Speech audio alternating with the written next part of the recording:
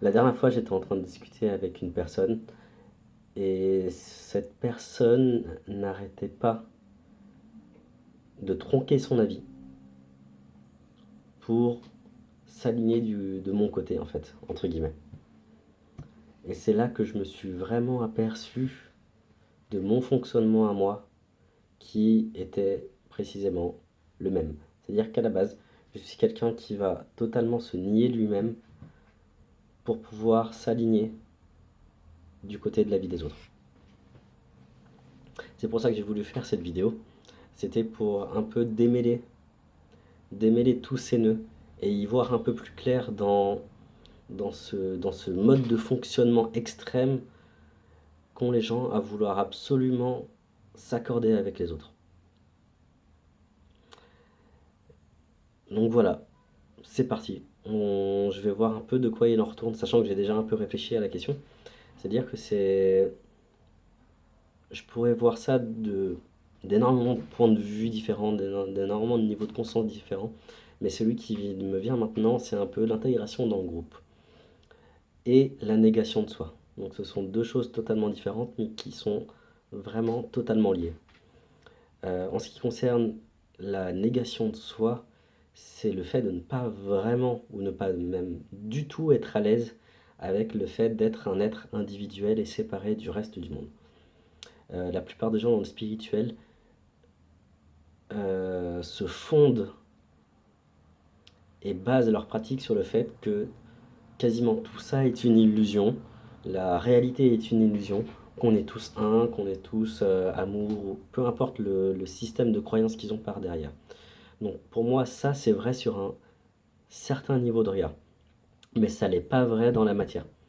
Dans le quotidien, j'ai des sentiments bien spécifiques, j'ai une vie bien spécifique, j'ai un corps bien spécifique, j'ai une identité qui est unique parce que le divin ne fait pas deux fois la même expérience. Et tout ça est à l'origine en fait, donc le fait de ne pas vouloir rentrer dans son individualité est un peu à l'origine de tous les systèmes de croyances concernant nous sommes tous un. C'est à peu près ça. Je découvre vraiment en même temps que toi ce que je suis en train de dire et donc je suis en train en même temps que toi de mesurer les paroles que je suis en train de poser maintenant. Sachant que je ne sais jamais ce que je vais dire à l'avance. C'est ça qui est magique. Et donc pour en revenir au fait de toujours aller chez l'autre et ne pas se choisir soi, ça revient pour moi à un refus de son humanité. À un refus d'avoir des aspirations différentes et un refus dit en d'autres termes et en un terme beaucoup plus simple, en un refus de la diversité. Parce que, à mon sens, c'est bien dans la diversité que se trouve la solution de l'humain. C'est bien dans la diversité que se trouve l'évolution actuelle. Parce que lorsque dans un groupe, chacun a un avis différent, chacun a un point de vue différent sur un même sujet, on va dire ça comme ça, il y aura à chaque fois du coup un miroir différent, un angle de vue différent qui nous fera voir, qui fera voir à l'ensemble du groupe ce sujet sous énormément d'angles différents. C'est en ça que, pour moi, dire qu'on est tous un, c'est se tirer une balle dans le pied. Après, j'entends d'ici les critiques arriver, on est un, il y a un niveau de conscience où, effectivement, on est tous, pour moi, unis. Mais ce niveau de conscience n'a pas d'individualité. Je ne pourrais pas dire je si je me place à ce niveau de conscience. Parce que c'est un niveau de conscience global, qui planétaire et qui transcende totalement l'humain. Et donc pour moi, ça n'a pas de sens de dire que ici, dans la matière, dans le quotidien, euh, je suis un avec toi. Parce que Samuel, l'individualité nommée Samuel, ton individualité, est par définition différente de la mienne et je suis différent de toi par définition. Je n'ai pas les mêmes talents, je n'ai pas les mêmes qualités, je n'ai pas les mêmes défauts, je n'ai pas les mêmes blocages, etc., etc. Donc là, je suis en train un peu de dévier. Je sais pas pourquoi. Enfin, si, je sais pourquoi. Parce que je me laisse guider par le ressenti. Et oui, le fait de se ranger. Voilà, pour moi, une des bases, une des origines qui fait qu'on veut toujours se fondre dans la vie de tout le monde et toujours un peu avoir une vie lisse et polissée où tout le monde fait la même chose, où tu es spirituel si tu fais ça, ça et ça, mais si tu fais ça, bah tu fais pas partie du clan.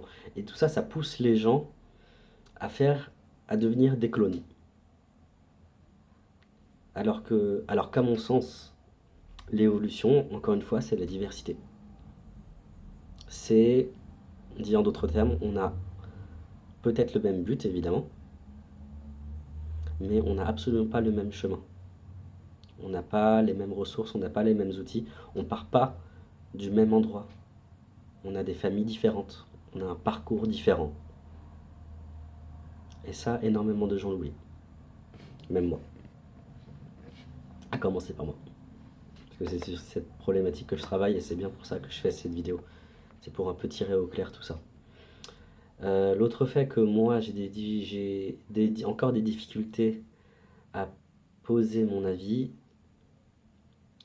outre l'individualité, c'est l'intégration dans le groupe. Euh, L'être humain est un chimpanzé social, on va dire ça comme ça, un chimpanzé évolué social. On aime être en groupe et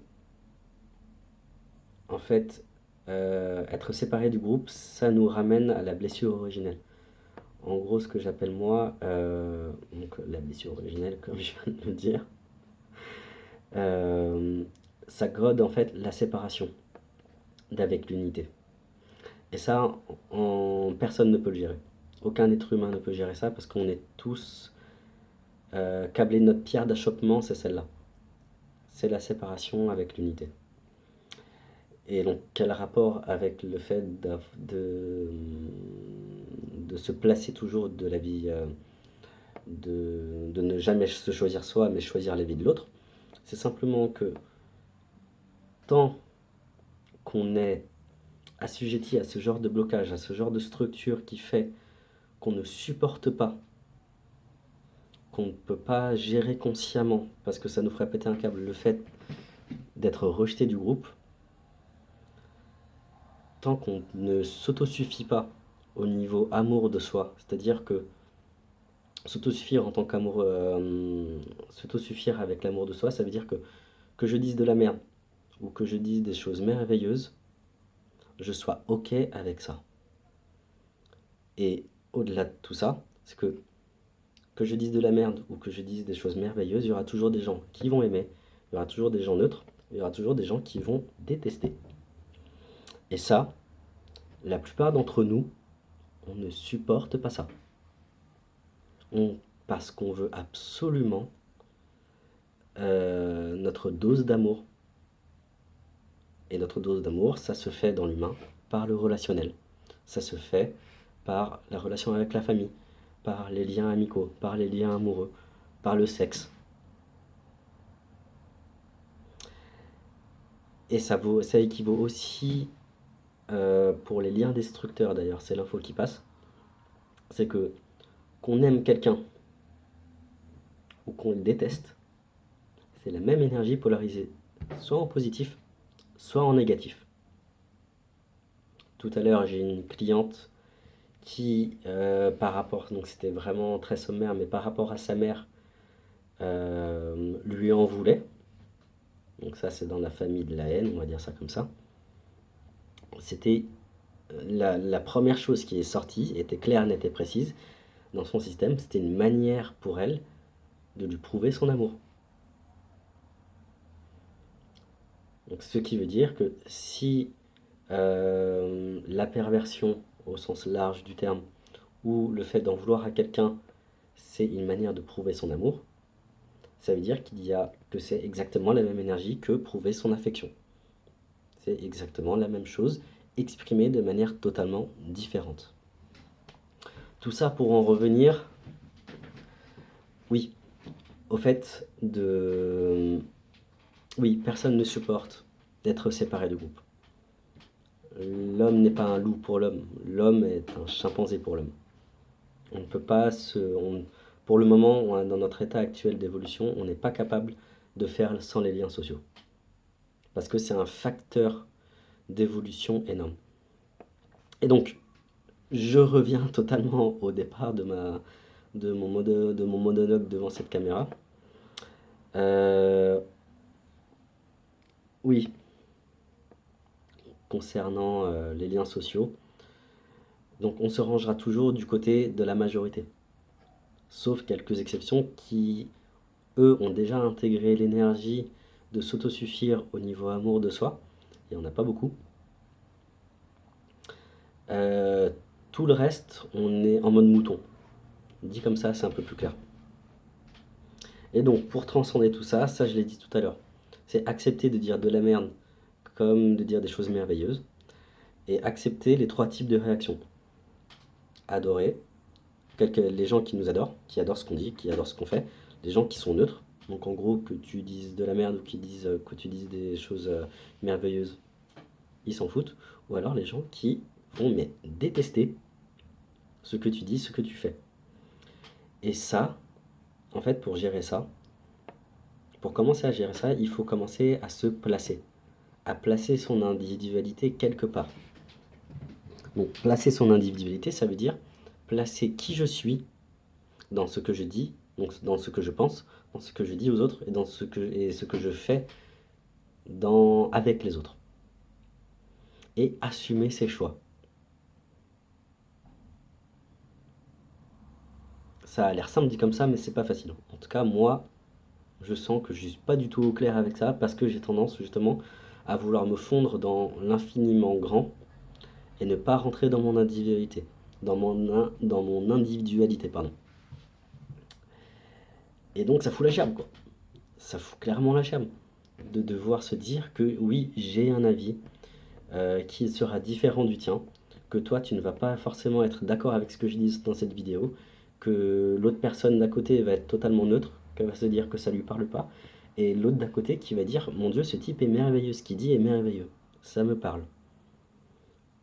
Mais en même temps, l'info qui passe, c'est que se planquer derrière l'infiniment grand, c'est fuir l'humain, alors que rentrer dans son individualité, c'est accéder à ce qu'on appelle la jouissance de soi, la jouissance de l'instant présent. Dit autrement, dit en des termes spirituels, ce serait ça. C'est l'instant présent. Parce que lorsque tu fais une chose qui est alignée sur toi, en profondeur, tu vas ne faire qu'un avec l'action que tu es en train de faire. Tu vas te laisser transpercer, tu vas te laisser traverser par l'action ou les mots que tu dis. Et c'est cette action-là qui est jouissive pour l'humain. C'est cette action-là qui nous fait sentir en paix, qui nous fait sentir en joie. Pas le fait que ce qu'on dit soit vrai ou soit faux. Parce que le vrai, le faux, c'est selon les points de vue. Hein. On n'est pas encore multi-points de vue, nous les humains. On est là pour faire un choix. L'humanité, c'est le choix.